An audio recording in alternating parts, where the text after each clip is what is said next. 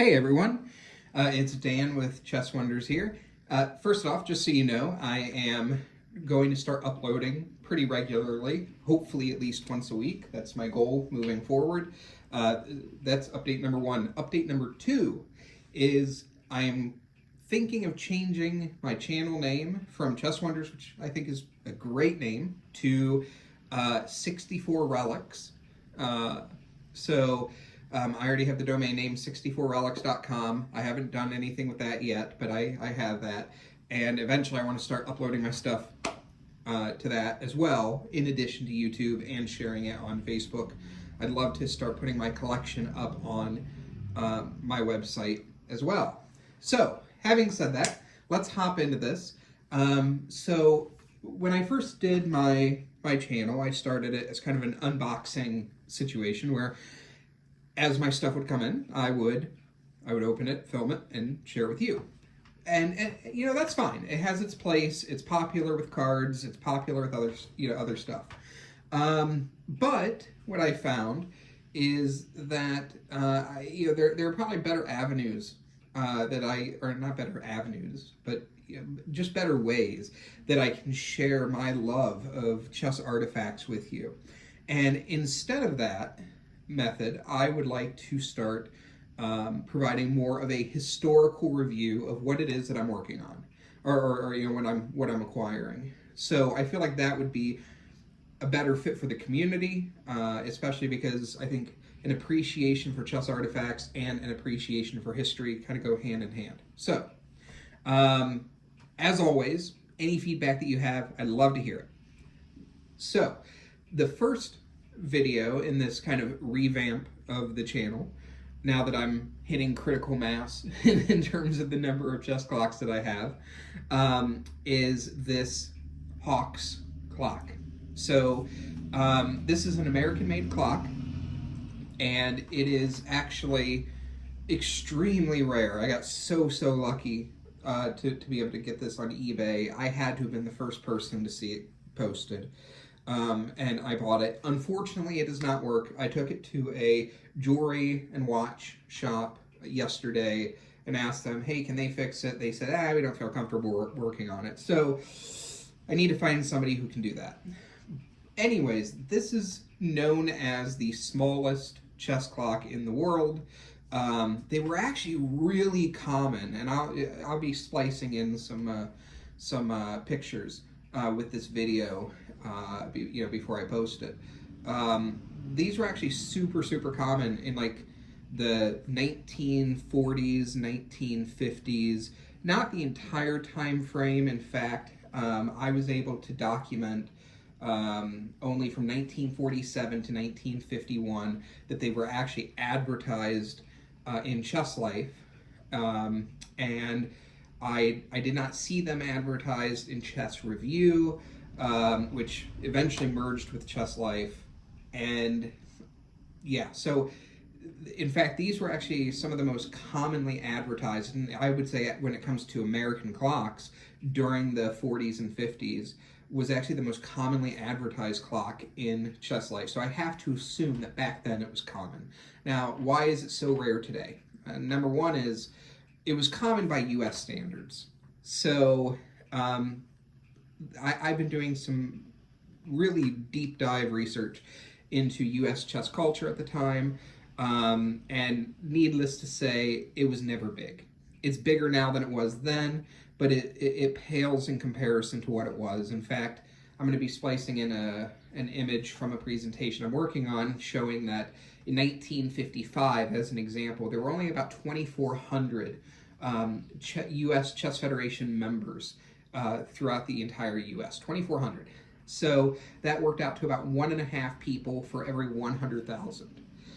To put that in perspective, the Soviet Union was a giant in the space of that time, because in 1932, I believe it was, they put forward the goal of making chess like a huge national thing, and it had already become popular after a tournament in 1925 popularized it, and they estimated that Federation membership was around 3 million in 1950.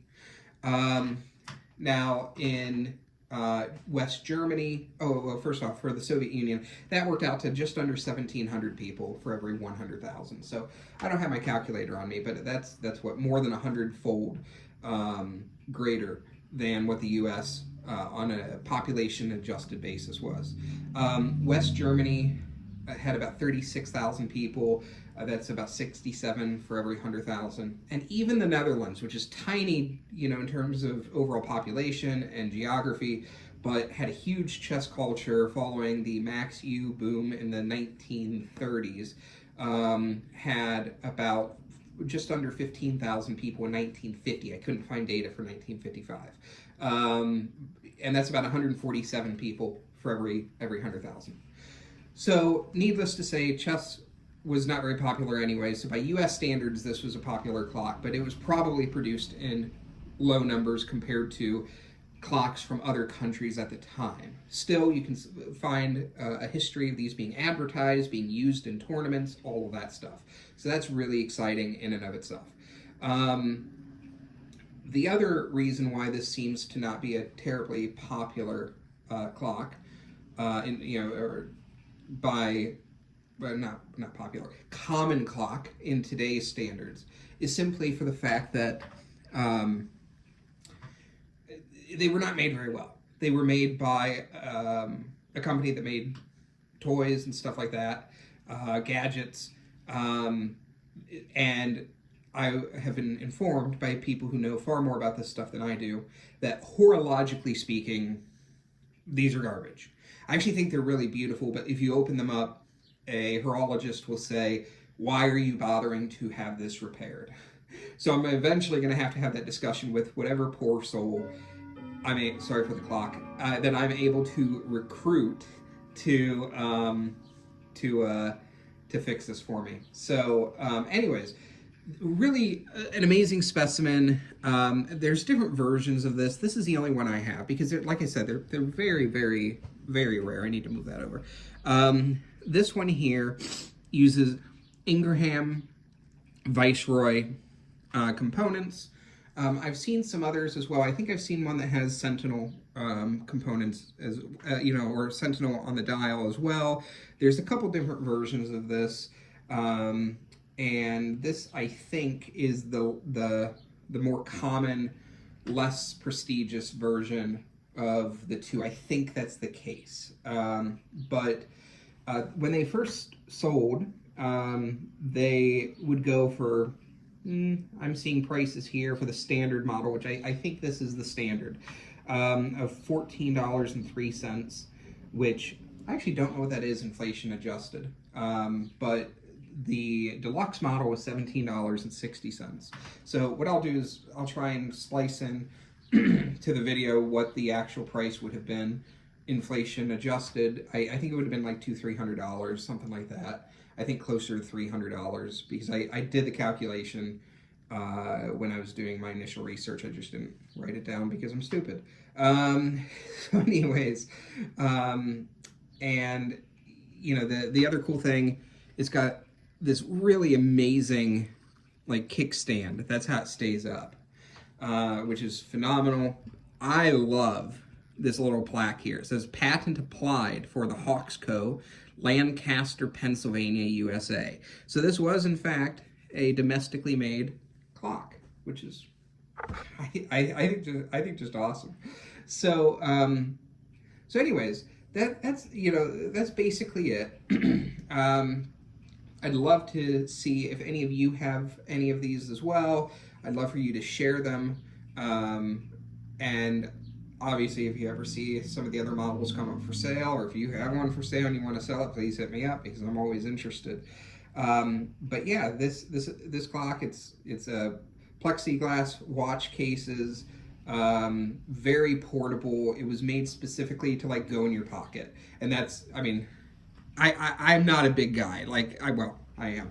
I'm not a tall guy. I don't have big hands, and look how small this thing is. That could absolutely fit in somebody's pocket. So unfortunately, not very many of these survive just because of how they were constructed and because of them being viewed as not the best. But cool piece of history, and Absolutely one of my favorite clocks. Like if my house was on fire, I have I think somewhere around 170 clocks. If my house was on fire and I could save only 10 of my clocks, this one would definitely be one of the 10 that I would save. So yeah, that's it. So just wanted to share that with you. Please comment any questions, comments that you have. Feedback is always appreciated. Please smash that like button. Follow me if you're not already. And that's it. Thanks. Bye.